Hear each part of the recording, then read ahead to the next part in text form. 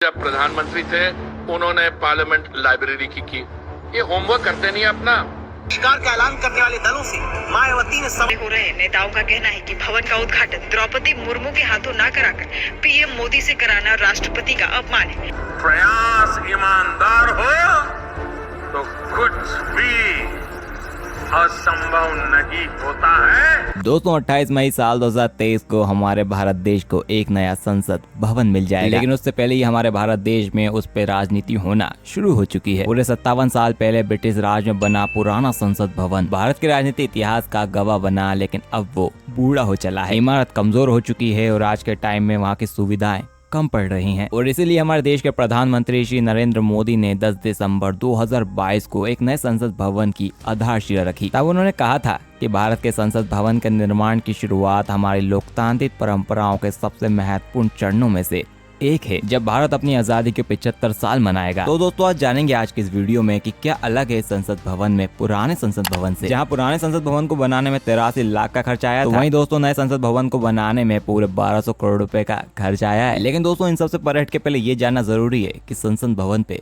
विवाद क्या है। जैसा कि मैंने आप सबको बताया कि नए संसद भवन का उद्घाटन 28 मई को श्री नरेंद्र मोदी जी करने वाले हैं, लेकिन वहीं कांग्रेस के पूर्व अध्यक्ष राहुल गांधी ने अपना सुझाव देकर एक नई बहस को जन्म दिया। दरअसल राहुल गांधी ने ट्वीट करके ये कहा कि संसद का उद्घाटन राष्ट्रपति को करना चाहिए, न कि प्रधानमंत्री को। और राहुल गांधी का ये ट्वीट जब सामने आया जब नए संसद भवन की उद्घाटन की तारीख की घोषणा की गई, और इसके बाद तो राहुल के साथ सारी विपक्षी पार्टियां एक साथ खड़ी हो गई। और दोस्तों कांग्रेस पार्टी नए संसद भवन को फिजूल खर्ची तक बता रही है और साथ में ये भी कह रहे हैं कि इसका उद्घाटन अगर नरेंद्र मोदी ने करा तो ये देश के राष्ट्रपति का अपमान होगा। लेकिन दोस्तों ये बात जानना जरूरी है कि क्या ऐसा पहली बार हो रहा है? क्या इतिहास में ऐसा कभी नहीं हुआ कि देश के प्रधानमंत्री ने ऐसा कुछ उद्घाटन किया हो? तो इसका जवाब है जी नहीं, ऐसा हो चुका है और कई बार हुआ है और कांग्रेस सरकार में हुआ है। दरअसल वर्ष 1975 में तत्कालीन प्रधानमंत्री इंदिरा गांधी ने मौजूदा संसद भवन के एक उप भवन का उद्घाटन किया था। दोस्तों ना कि राष्ट्रपति से कराया था, उन्होंने खुद किया था। और दोस्तों इसी तरह वर्ष 1987 में तत्कालीन प्रधानमंत्री राजीव गांधी ने भी मौजूदा संसद भवन की नई लाइब्रेरी का शिलान्यास किया और अब ये सोचने वाली बात है कि तब क्या देश के राष्ट्रपति का अपमान नहीं हुआ था? दोस्तों विपक्षी पार्टियों को ये बात समझना चाहिए कि ये संसद भवन किसी एक नेता या किसी एक पार्टी का नहीं है,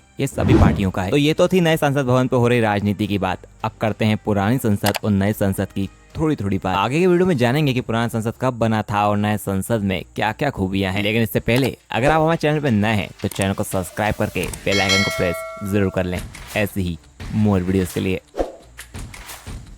दोस्तों मौजूदा या कहें पुराने संसद भवन का उद्घाटन 18 जनवरी 1927 को हुआ था। लेकिन क्या आपको पता है तब की संसद का उद्घाटन किसने किया था? ये बात तो हम सभी जानते हैं कि उस वक्त भारत पे ब्रिटिश हुकूमत का कब्जा हुआ करता था, इसलिए राष्ट्रपति और प्रधानमंत्री तो उस टाइम थे नहीं। वायसराय के जरिए ब्रिटिश की सरकार हम पर हुकूमत किया करती थी। और दोस्तों 1926 से लेके 1931 तक लॉर्ड अरविंद भारत के वायसराय थे और इसी कारण से भारत में संसद भवन के उद्घाटन का सौभाग्य उन्हीं के हाथों लगा। और फिर 18 जनवरी 1927 को उन्हीं के हाथों से संसद भवन का उद्घाटन हुआ। तब उसे हाउस ऑफ पार्लियामेंट कहा गया और इस हाउस ऑफ पार्लियामेंट में ब्रिटिश सरकार की विधान परिषद काम किया करती थी। और दोस्तों ब्रिटिश वास्तुकार एडियन लुटियस और हार्वन बेकन ने संसद भवन की डिजाइन तैयार की थी। माना जाता है कि मध्य प्रदेश के मुरैना स्थित 64 योगिनी मंदिर के डिजाइन को देखकर पुराने संसद भवन की डिजाइन तैयार हुई थी। हालांकि दोस्तों इसके कोई भी ऐतिहासिक प्रमाण नहीं है और उस वक्त संसद भवन बनकर तैयार होने में 83 लाख रुपए का खर्च आया था। और दोस्तों जब संसद भवन 1927 में बना था, जब वो 566 मीटर के दायरे में बना था और फिर 1950 आते आते ये जगह भी कम पड़ने लगी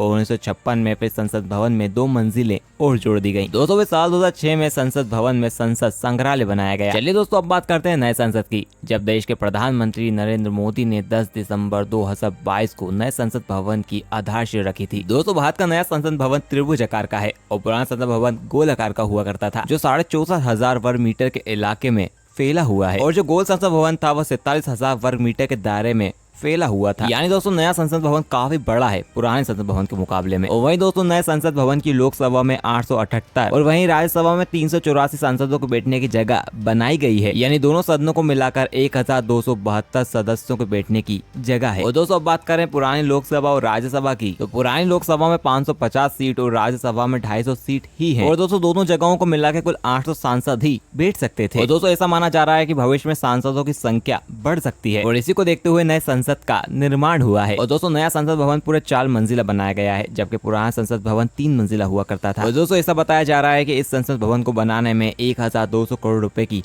लागत आई है। और दोस्तों 28 मई को न्यू पार्लियामेंट यानी संसद भवन का उद्घाटन देश के प्रधानमंत्री श्री नरेंद्र मोदी जी करेंगे। नए संसद भवन में सुरक्षा के कड़े इंतजाम किए गए हैं और इसके अलावा यहाँ होगा भारत की भव्य विरासत को दर्शाता संविधान हॉल, पुस्तकालय और समिति का। दोस्तों आज के लिए इतना ही। अगर आपको हमारी जानकारी पसंद आई हो और ऐसी ही मोर इंटरेस्टिंग वीडियोस के लिए आप हमारे चैनल को सब्सक्राइब जरूर करें। तब तक के लिए जय हिंद, जय भारत।